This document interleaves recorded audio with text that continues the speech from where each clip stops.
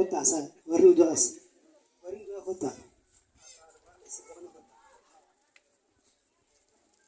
السلام عليكم ورحمة الله وبركاته يا أختي إفراء. وعليكم السلام ورحمة الله وبركاته يا أختي تجد.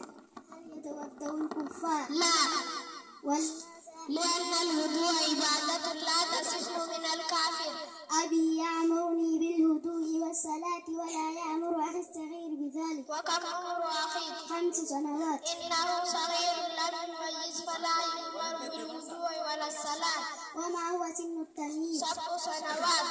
ولكني رأيت رجلا كبيرا يبول في الشارع ويتكلم وحده ويصلي بلا وضوء.